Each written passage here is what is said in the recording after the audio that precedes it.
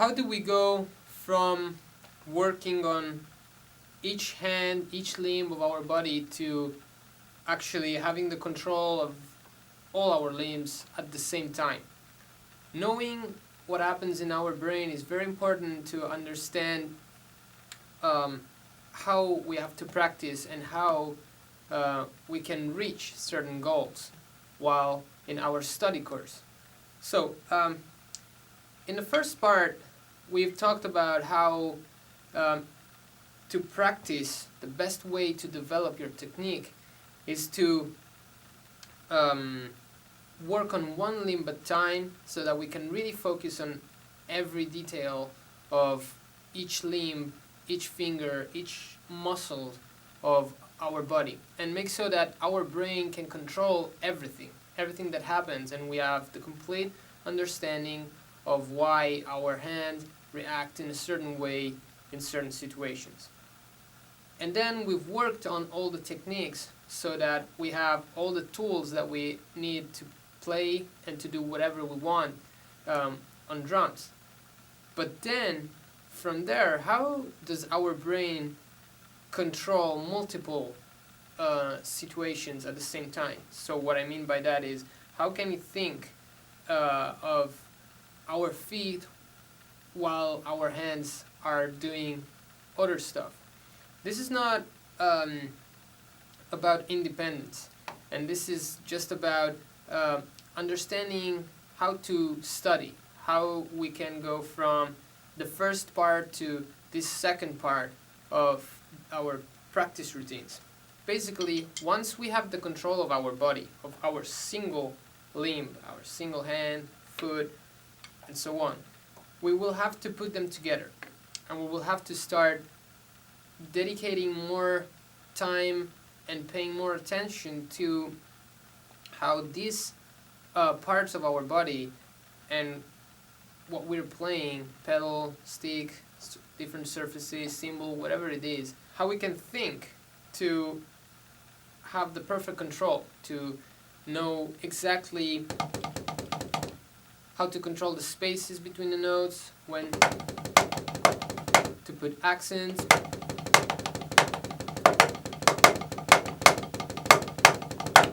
Okay, all this, we know it's not fortunate. It's not just casual that happens, and it's not just technique. But we have to do a second step now. We have to go in a different mindset and forget about the technique and get to a point with our techniques where we can just play without thinking about all the things that we were thinking about before. So all the singular details, but just make it work. Okay. And then we will have to start putting them together, for example, alternating our hands and feet.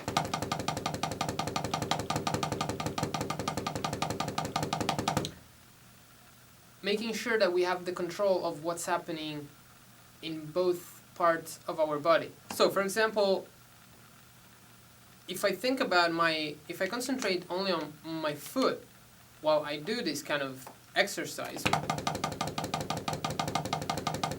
I won't think about my hand, okay?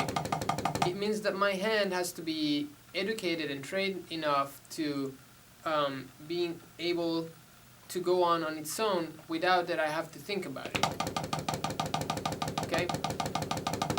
So that I can, for example, change techniques on my feet, going from a heel down to a heel up to swivel, heel toe, without ever having to change my hand, okay, and without losing the spaces and the dynamics and the sound that I'm having, unless it's not something that I want. So to think about this and to start working on this type of control, we have to build references. We have to have points of reference, different points of references compared to the ones that we were working on before, so that we really know how to maintain the control, and then when we feel like we're kind of losing the control, make sure that we have this point of references that we can lay back to them and go back into the having the perfect control of what we're playing. So for example, when I play this kind of exercise, my point of reference becomes the phlegm that's between my right foot and right hand. Okay, this is what I hear when I play this. That's why I can start, I can also change.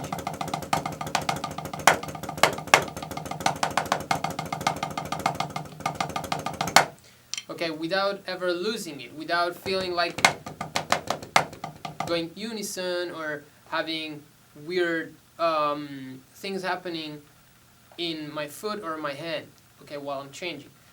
That's my hearing point of reference. And when I feel like I'm losing it, I go back and I concentrate and look for that. And by listening, by hearing that, my body kind of adapt and tries to go back in that situation. Okay, it's not going to be immediate, like, oh, I know what I have to hear, and so I will immediately go back and have control of what I'm doing. But you know what's happening. You know how to, what you have to think of while you're doing this. So once we know what we have to think about to keep control, we have a point of reference. We know that we feel like, oh, I'm losing it. Okay, I know what I have to concentrate on, and I don't panic. I don't just go like, oh my God, I'm in a live situation, and there's 1,000 people just checking my drum solo, and I'm like, oh my God, I'm losing control. Okay, I know what I have to do. I have to maybe slow it down a little bit, and I have to search, and I have to hear that and make sure that my body reacts in the right way. So I have to educate that. So the initial message comes from hearing it, and then the body adapts to that. That's the hearing point of reference. Then there's another point of reference, which is having one part of our body being the point of reference, and the other part that is working on top of that. So, for example, we can play single strokes with our feet, and on top of that, we can play other stuff with our hands. So, my physical point of reference will be my feet. So, for example,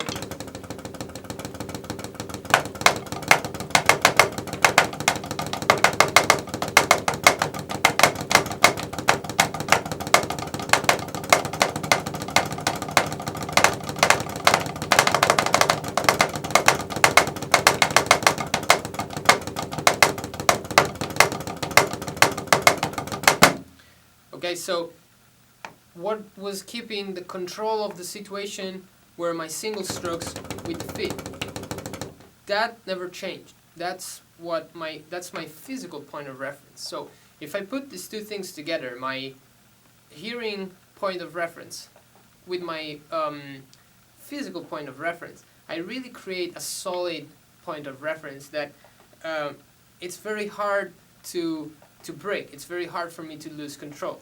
When we do something that we don't know how to play, when we go out of our knowledge zone or our comfort zone, then that's another story. That's a mental thing that we have to pay attention to. We always have to know which are our limits, and we have to stay within those. And then when we practice, we have to instead push our limits, of course. So being very self-aware of what we can do and what we cannot do, work on what we cannot do when we practice, and play what we can do when we are in a live situation. And usually it happens the opposite. Okay, we usually always play what we know how to play in the practice room because it's fun, and then when we're in a live situation, we go out of our knowledge, out of what we can do and we're able to do, and then we do mistakes and we have to recover, and we get in a stressed mental situation, and boom, there's the flop. So being in control of what we can do, it's a completely different topic, but it's important that you guys know that part of the how to practice, the practice method, It's practicing stuff that we don't know how to do. If every day you practice something new, something that you don't know, then at the end of the year you will know so many more things and you don't even realize that. The stronger our point of references are, the better it is. What does stronger means though? Usually the more notes or the less articulated the pattern that we're playing and that we use our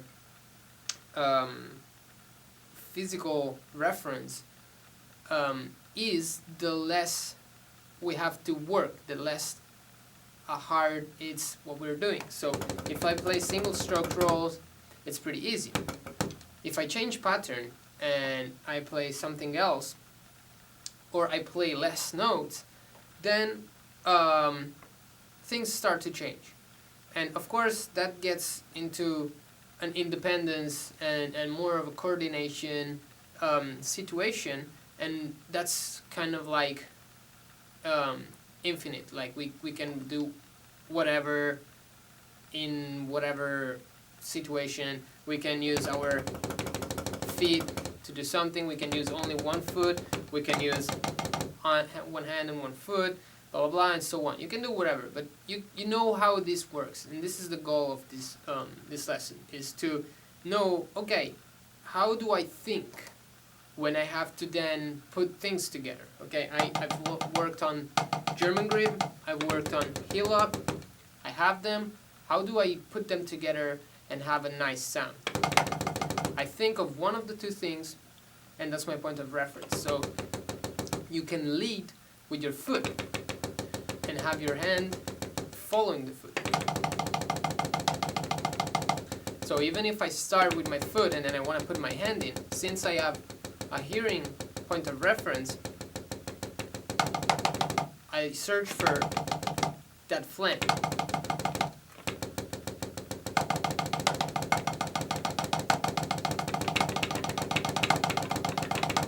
Doesn't matter the speed,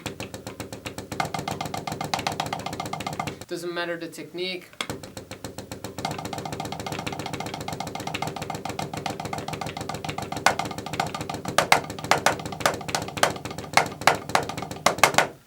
Okay, so this is going to be our mindset from this part of the study course on. We'll be building point of references, knowing how to think when we have to put things together.